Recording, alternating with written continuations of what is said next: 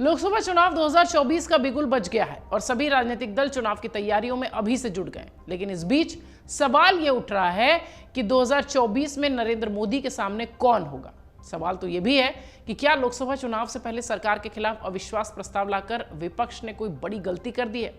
क्या अविश्वास प्रस्ताव पर पीएम मोदी ने जो कहावत थी उसे बदल दिया है। आइए आपको जरा बताते हैं कि अविश्वास प्रस्ताव पर चर्चा से विपक्षी गठबंधन INDIA और बीजेपी के गठबंधन NDA को क्या मिला, कैसे मिला। दरअसल प्रधानमंत्री नरेंद्र मोदी ने लोकसभा में अविश्वास प्रस्ताव पर चर्चा का जवाब देते हुए जिस तरह से राहुल गांधी और विपक्ष पर हमला बोला, उससे एक पुरानी कहावत बदलती नजर आ रही है। सही कहावत यह है कि 100 सुनार की एक लोहार की, मगर पीएम मोदी ने जिस तरीके से विपक्ष को जवाब दिया उससे यह कहावत बदलती दिखाई पड़ती है कि एक सुनार की 100 लोहार की। कांग्रेस के पूर्व अध्यक्ष राहुल गांधी ने बुधवार को अविश्वास प्रस्ताव पर बोलते हुए एक लुहार की कुछ ऐसे अंदाज में केंद्र सरकार पर हमला बोला। उन्होंने कहा था कि मणिपुर में हिंदुस्तान का मर्डर किया गया था, हत्या हुई थी। भारत एक आवाज है, उस आवाज की हत्या मणिपुर में की गई। भारत माता को मणिपुर में मारा गया।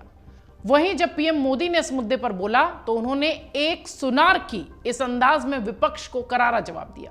विपक्ष ने अप्रत्यक्ष तौर से राहुल और विपक्ष पर जमकर हमला बोला। पीएम ने अप्रत्यक्ष तौर पर विपक्ष पर जमकर हमला बोला। विपक्षी दल प्रमुख तौर पर मणिपुर की घटना को लेकर अविश्वास प्रस्ताव लेकर आए थे। कांग्रेस पार्टी सहित दूसरे दलों का आरोप था कि प्रधानमंत्री नरेंद्र मोदी मणिपुर पर चुप हैं। उन्होंने सदन में मणिपुर की स्थिति पर बोलना चाहिए, इस तरीके की बात कही। हालांकि बुधवार शाम को केंद्रीय गृह मंत्री अमित शाह ने मणिपुर पर खुलकर जवाब दिया था। लोकसभा सदस्यता बहाल होने के बाद राहुल गांधी ने अविश्वास प्रस्ताव पर बोलते हुए मोदी सरकार पर हमला भी बोला। उन्होंने बीजेपी के नैरेटिव पर हमला किया।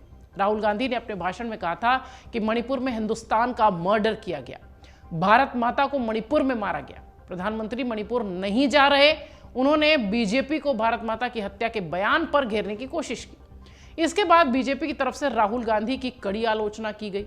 यह अलग बात रही कि INDIA गठबंधन के सहयोगी दलों ने सदन में राहुल गांधी का भरपूर सहयोग किया। उस वक्त ऐसा लग रहा था कि राहुल गांधी ने मणिपुर में भारत माता की हत्या के बाद कहकर एक लुहार की कहावत को चरितार्थ करने का प्रयास किया। मीडिया में भी राहुल गांधी का बयान खूब चर्चा में आया। विपक्षी गठबंधन संसद में अविश्वास प्रस्ताव के जरिए सियासत का नया अध्याय लिखने उतरे थे, नया चैप्टर बनाने उतरे थे।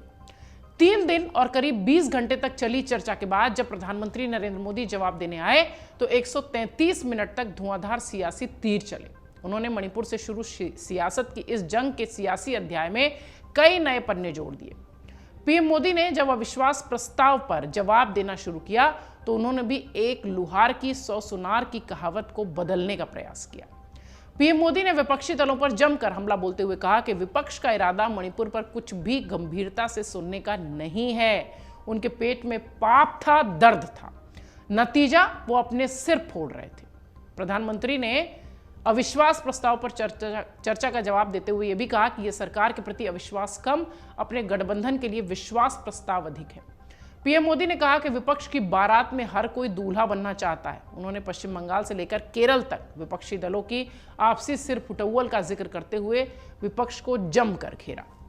कांग्रेस के सांसद गौरव गोगोई ने अविश्वास प्रस्ताव पेश कर चर्चा की शुरुआत करते हुए कहा था कि हमारा उद्देश्य सरकार गिराना नहीं, मणिपुर के मसले पर प्रधानमंत्री की चुप्पी तोड़ना है। चर्चा के दौरान विपक्ष के दूसरे नेताओं के निशाने पर भी पीएम मोदी रहे।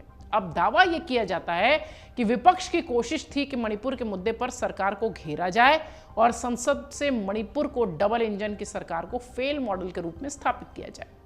विपक्ष को पहले से पता था कि लोकसभा में वोटिंग का नतीजा क्या होने वाला है, फिर भी अविश्वास प्रस्ताव आया। उद्देश्य यही था कि जो कमजोर छवि बन गई है विपक्ष की, उसे तोड़ना जाए, एक संदेश जाए कि विपक्ष मजबूत है, एकजुट है, ब्रांड मोदी का विकल्प पेश करने की स्थिति में है। चर्चा की शुरुआत से लेकर समापन तक विपक्ष के नेताओं का आक्रामक अंदाज हो, प्रधानमंत्री नरेंद्र मोदी का जब चर्चा शुरू हुई तो वॉकआउट हो, ये सब कुछ ये बताता है कि वो अपनी मजबूत प्रेजेंस दिखाना चाह रहे थे। वहीं राजनीतिक विश्लेषकों का मानना है कि विपक्ष को जो मुद्दे उठाने थे उठाए। विपक्षी गठबंधन के दल एकजुटता को मैसेज देने में भी वो सफल रहे, लेकिन चर्चा के दौरान रणनीति का अभाव साफ नजर आया। इस तरह से अगर देखा जाए तो एनडीए और INDIA के गठबंधन को अलग अलग रूप में राजनीतिक विश्लेषक ये कहते हैं कि एक बढ़त बनाने की जो कोशिश विपक्ष कर रही थी, शायद उसमें बहुत सक्सेसफुल तो नहीं हो पाई है, लेकिन हां, अपनी जो प्रेजेंस है वो दर्ज कराने में कामयाब हुई है। अमर उजाला अब आपके टीवी पर भी। अपने स्मार्ट टीवी पर YouTube पर सर्च करें अमर उजाला, चैनल सब्सक्राइब करें और देखें ताजा खबरें, वो भी HD क्वालिटी में। और हाँ, बेल आइकन दबाना ना भूलें ताकि हर खबर हो आपके घर। अमर उजाला, निष्पक्ष, निर्भीक, निरंतर।